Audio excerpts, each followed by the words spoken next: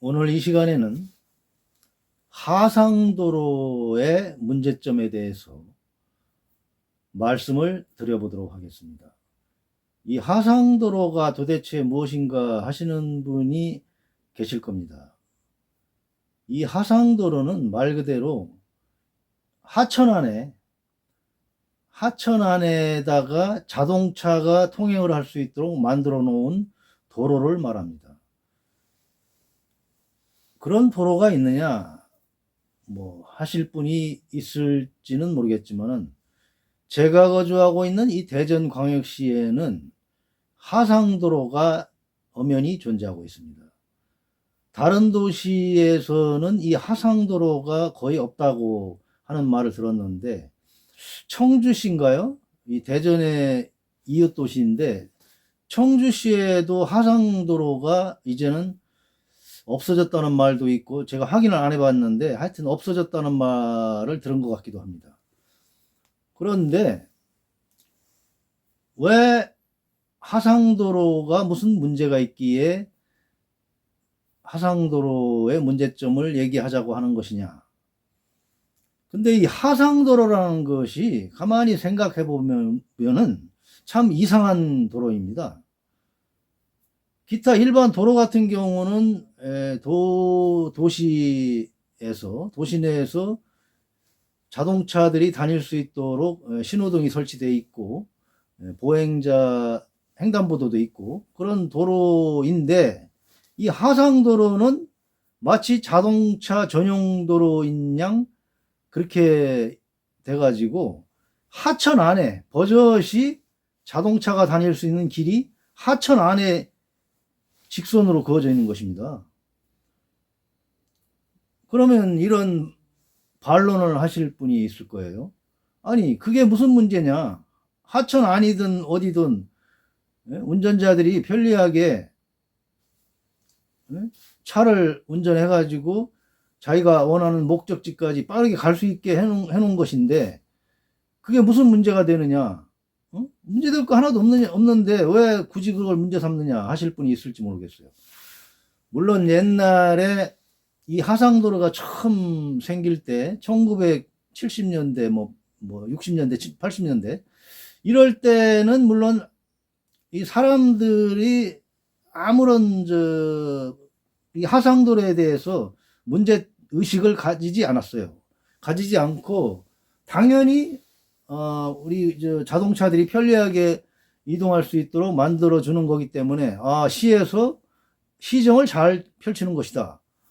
아주 시민들을 위해서 편리하게 시정을 잘 하고 있다. 이런 인식들만 가졌는데, 이게 산업화가 고도화되고 또 이게 환경 오염 물질들이 자꾸 배출이 되면서 지구 온난화가 자꾸 진행이 되다 보니까 지금은 그것을 대단히 부당하게 생각하는 사람들이 나타나게 됐습니다.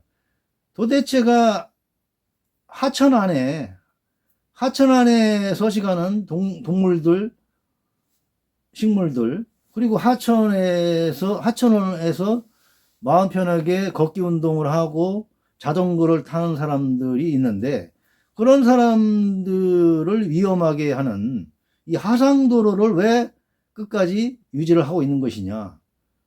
굳이 하상도로가 아니더라도 자동차들은 다닐 수 있는 길이 천지에 늘어져 있는데, 여기 가도 자동차 도로, 저기 가도 자동차 도로, 이 하천 밖으로 나가면 천지가 자동차 도로거든요. 그럼에도 불구하고 굳이 왜 하천 안에까지 자동차 도로를 만들어 가지고 시민들이 편안하게 휴식을 취하고 자전거를 타고 걷기 운동을 할 수 없게 만드느냐. 항상 하천 안에서까지 이 생명의 위협을 느끼면서 다녀야 하느냐. 그리고 동식물들도 그래요. 동식물들도 이 자동차들이 매연을 내뿜으면서 하천 한가운데를 질주해 다니니까 마음 놓고 편하게 자라날 수도 없고 살 수도 없어요. 제가 이제 자전거를 많이 타는데, 이제 이게 자전거 타는 복장입니다.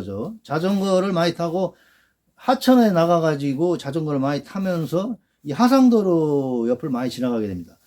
이 자전거길이 하상도로하고 옆으로 같이 돼 있어요. 이 대전천에 가보시면은 근데 가다 보면은 제가 참 이게 차마 이게 눈 뜨고 못 볼 장면들을 많이 봅니다. 이게 자동차에 치여 죽은 동물들 말이에요. 특히 이 고양이들의 시체를 많이 보게 되는데, 이 자동차에 치여가지고 이 고양이들이 저 뚝방 위에서 이 하천하로 내려오다가 이 자동차들이 달려오는 걸 갖다가 무시하고 막 건너다가 치여 죽습니다. 그리고 그 치여 죽은 거에 바로 죽으면 또 모르겠는데 설쳐가지고 이래 오다가 그 자전거 도로 옆에 와서 이게 죽어 있는 거예요. 그러면은 제가 이렇게 가다 보면은요, 이 온몸이 완전 누더기가 된 상태에서 막 진이겨져 가지고 그 상태에서 이 얼굴은 고양이 얼굴은 막 고통으로 일하다가 일하고 있어요. 그 모습을 볼 때마다 이게 도대체가 왜 이 평화로워야 될 이 하천 안에 이 자동차들이 왜 이거를 다닐 수 있게 해놓는 거냐. 물론 자동차를 저도 뭐 운전을 했어요. 옛날에 뭐 경기도 쪽에서 시내버스도 운전했고 또 뭐 화물차도 운전했고 뭐 저도 완전 운전이라면 뭐 누구보다도 선배입니다. 저도 뭐 운전 경력이 거의 3, 40년 이상 되니까 뭐 대형 면허도 있고. 그런데 저는 하천 안에까지 자동차가 다닐 수 있게 하상도를 유지하는 것 자체는 반대하는 입장입니다. 굳이 다른 그 길도 다닐 수 있는 길이 많아요, 자동차들은. 그리고 어떤 사람은 그래요. 하상도로를 폐쇄하면은 교통이 복잡해지는데 그걸 어떻게 할 거냐. 그거는 하나만 알고 둘은 모르는 얘기입니다. 이 하천에 보면은요, 양쪽에 뚝방길이 있어요. 뚝방길이 자동차들이 다닐 수 있게 뚝방길이 이미 옛날서부터 설치가 돼 있습니다. 근데 거기는 한산해요. 이거 하상도로가 있기 때문에 전부 일로만 다니려고 하지 그 뚝방길로는 다닐 생각을 안 해요. 그러니까 대전시장의 이장호 씨잖아요. 이장호 씨가 하는 말도 그거예요. 하상도로를 없애도 뚝방길이 있고 또 뚝방길 외에 그 너머도 또 뭐 자동차길이 많고 천지가 자동차길이기 때문에 하상도로에 굳이 없어도 자동차들이 막힐 일도 없고 그렇다 뭐 이런 겁니다. 시간이 자꾸 가는데 오늘도 제가 원고 없이 두서 없이 이제 이렇게 얘기를 하는데 결론은 그렇습니다. 이 하상도로 이 대전시 대전천이 지금 신음을 하고 있는데 하상도로 때문에 하루바삐 이 하상도로가 폐쇄가 되고 이 뚝방길로 자동차들이 다닐 수 있게 개선이 되어야 하고 이 하천 안에서 살아가는 동식물들도 편하게 살 수 있고 저같이 자전거를 타는 사람들 그리고 또 걷기 운동을 하는 사람들이 편안하게 교통사고의 위험에 시달리지 않고 편안하게 즐길 수 있도록 그렇게 선진 도시가 되어야 한다고 저는 생각합니다. 이것을 반대하시는 분들이 물론 계시겠지만 생각의 전환을 하시고 지구 온난화가 지금 크게 문제가 되는 시점에서 이 하상도로 이 문제도 역시는 이게 크게 봤을 때는 지구 온난화하고 한 달이 두 달이 걸쳐서 다 연결이 되는 문제예요. 북극곰이 지금 뭐 제대로 살지를 못해가지고 뭐 그런 문제들하고 다 연결이 되는 겁니다. 한마디로 환경을 좀 생각하자 이거예요. 친환경적으로 좀 돌아가자. 옛날 60, 70년대 막 도금 공장에서 막 대전천 안에다가 막 오염수를 갖다 막 내보내도 정화도 안 시키고 그냥 내보내도 그러려니 뭐 이런 시절을 이제 없애버리고 지나갔으니까 제발 좀 우리도 인식의 전환을 하자. 굳이 왜 하천 안에까지 자동차들이 집주를 하게 그거를 방치를 하고 있느냐 그겁니다.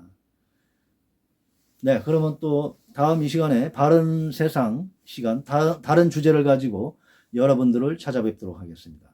항상 경청을 해주셔서 감사드립니다.